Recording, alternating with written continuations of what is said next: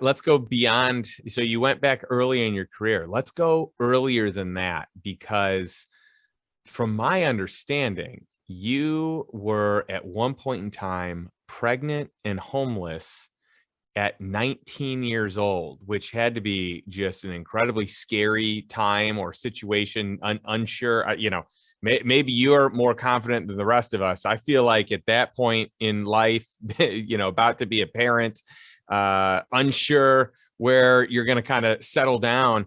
That has to be uncomfortable, nerve wracking. I'd love to hear how you kind of got to that spot and then how you got beyond it, because now you're, conquering the world of business, and, you're working with Fortune 500 companies. It's really amazing. I would say in general, what you're doing is amazing, but being on the outs, being down for the count like you were, and then to come back as, the underdog, that's what really shines to me.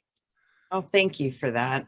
It was, I mean, so I was 19, I'd done a year of college. I started hanging out with, fraternities and sororities, and I honestly started drinking too much, and behaviors just kind of unraveled. My life just kind of unraveled. And I did find myself pregnant, and I had just lost my job, and I got evicted from the trailer that I was living in.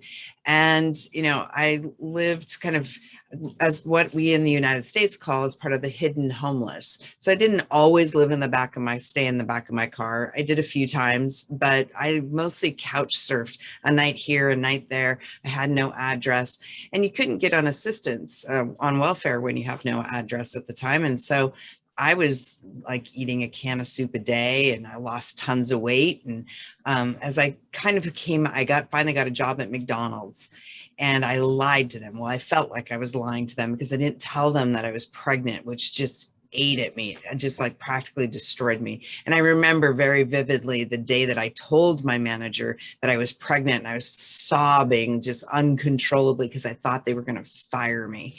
And gratefully they didn't. And that allowed me to find a place to live. And I met this woman named Roxanne Yukin, who's no longer with us.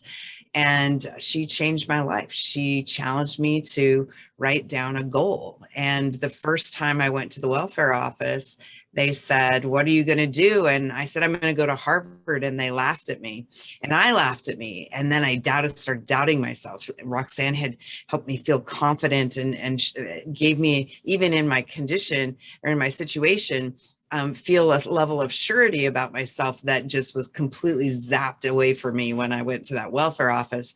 And so in that doubt, I decided to abdicate my life to somebody else. And I gave somebody else decision-making authority over my life. And I had 3 kids at the age of 22, and my husband at the time, but he couldn't support us. And I wasn't allowed to work. I wasn't allowed to go to school. But I was going through the garbage can to put gas in the car. I was doing my grocery shopping at a food bank. I was leaving the oven open in order to put heat in the house.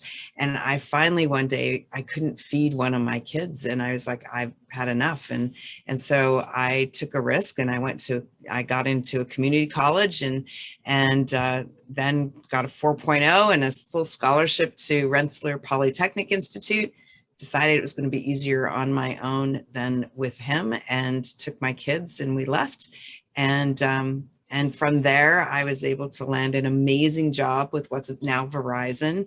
And I met the man of my life, the man of my dreams. And we've been together for almost 30 years now. And then I started in international mergers and acquisitions. And that's where I started to really hone my negotiation skills. But it was that journey where I had to learn how to ask for what I wanted, not just what I needed, because we're taught not to ask. We're taught to give, but we're not taught how to receive very well. And so I had to learn how to ask for what I wanted, because I wanted more than just to get by.